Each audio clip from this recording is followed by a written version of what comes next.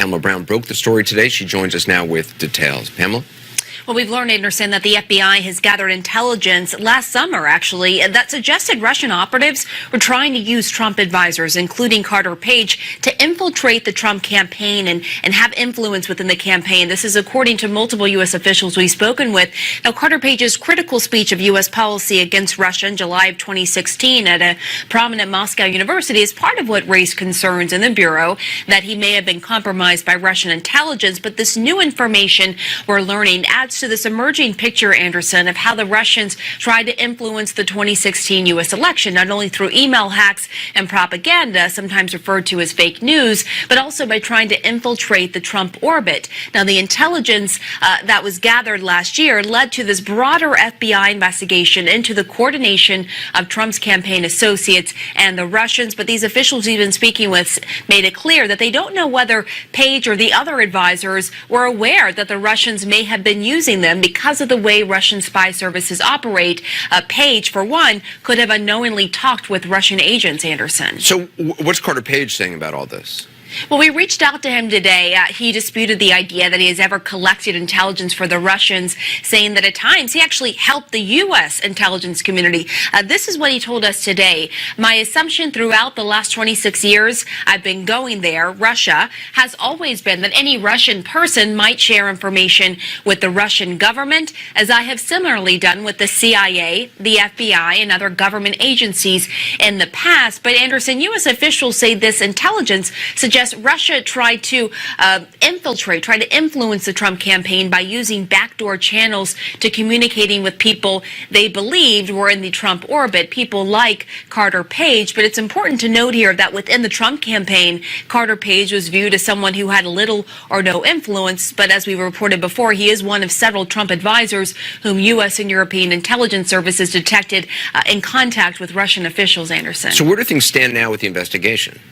Well, it's still ongoing, and the FBI, intelligence analysts, FBI investigators continue to analyze various strands of intelligence from human sources to electronic intercepts and financial records, and they have found suggestions of possible collusion between Trump campaign associates and Russian officials, but we're told at this stage there's not enough evidence to show or to prove that crimes were committed, according to our sources. And part of the problem here, Anderson, for investigators has been that they essentially lost the opportunity to conduct this investigation in secret after several leaks last year that revealed the FBI was looking at these people close to the Trump campaign. And after those reports were told, those people that the U.S. was monitoring then changed their behavior, and that made it more difficult for the FBI to monitor them. Anderson. And Pamela, the only name right now that you've learned from that being believed is Carter Page, but you said there may have been other advisors. Right. So our sources tell us that Carter Page was certainly a big concern starting last summer when he made that speech in Moscow, and the concern was that the Russians could be trying to cozy up to him and use him to infiltrate the campaign. We have previously reported, Anderson, that there were several communications with other Trump campaign advisors, including Paul Manafort and Michael Flynn, but we have not named this in the story as someone who, as people who the Russians were trying to use to infiltrate the campaign. But we have been told there were other advisors that Russians were trying to cultivate their relationships with in hopes of having influence within the Trump campaign, Anderson. All right, Pamela, stay with us. I want to bring in the panel. I also want to quickly run down the timeline of Page's involvement that we know about in and with Russia. He first visits in 1991, then goes back in 2005, working several years for Merrill Lynch, including as an advisor on deals involving the energy giant Gazprom. Exactly what level he was at that is under some dispute. People who have actually worked there said he was not very high up in the organization, and sort of quibble about how important he was in some of those deals. Several years later, he's a witness in the federal prosecution of an undercover Russian spy who allegedly tried to recruit him without Carter Page's knowledge. The spy had been reportedly recorded talking about Page calling him, quote, an idiot.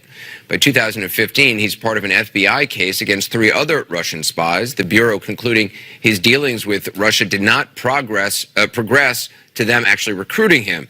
And then in 2016, while he was a Trump advisor, or at least named a Trump advisor, Page took a trip to Moscow in July to give a speech that got the attention of the FBI. That also prompted the FBI to get a FISA warrant to monitor him. That same month, he met with the Russian ambassador at the RNC convention, which brings us to his time in the campaign and now in the spotlight. Joining us is Carl Bernstein, Steve Hall, Philip Mudd, and Ryan Lizza. Phil, knowing everything we know about Carter Page and everything you know about the FBI and CIA operations from having worked for both organizations, what do you make of this? I mean, does it surprise you at all that the Russians would be interested in somebody like Carter Page, whose exact power within the Trump orbit is questionable at best? Can he advise us who the players are in the campaign? Can he advise us who's responsible, for example, for setting policy on sanctions against Russia? Let's go real tactical. Can he advise us where those people are, what clubs they go to, when a Russian official can cross paths with them? There's a whole range of information that he can advise on, down to something that's day-to-day. When is somebody in the Trump campaign going to make a statement about sanctions? Is that a day that the Russians should be releasing fake news?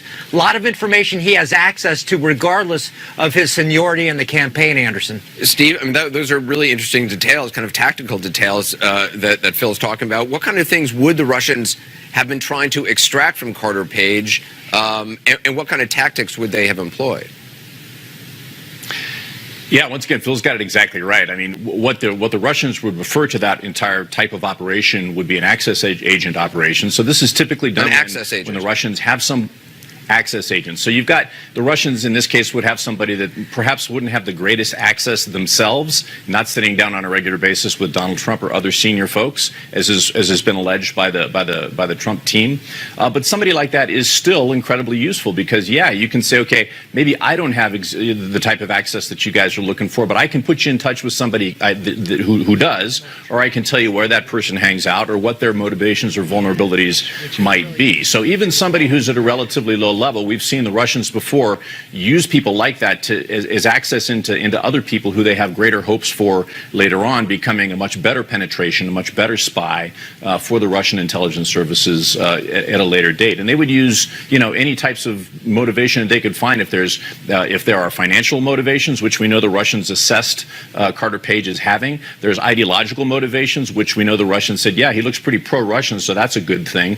And it looks like they assessed his personality, his ego, as something that could also be manipulated. So all of those things would have been brought into play as they may have approached him. We don't know yet whether he cooperated, but that's certainly what would have been going on the Russian side. Right. On the financial front, Carter Page was certainly interested in business possibilities, business opportunities in Russia and elsewhere, and that was something he'd been working on very hard.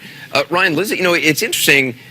One thinks, well, look, he wasn't really important in the Trump organization. In fact, within, a month or so of making that speech in Moscow, folks in the Trump campaign basically started to distance themselves from him and then finally say, oh, well, he was never really part of our organization.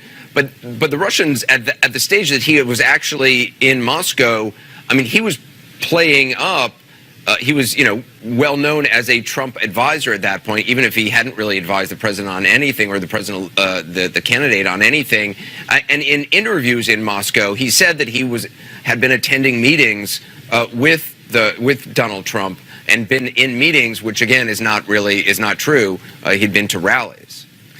Yeah, look, you can advise in a campaign in different ways. I mean, some advisors sit down with Trump every day and talk to him, right? Other advisors write memos or influence campaigns or policies that way by talking to more important people. So just because he never, hung out with Trump all day doesn't tell you exactly what his influence in the campaign was. I mean, we do know that the Trump campaign's view towards Russia was dramatically different than previous Republican presidents, right? One of the major breaks that the Trump campaign had in last year's campaign was they wanted a new relationship with Russia.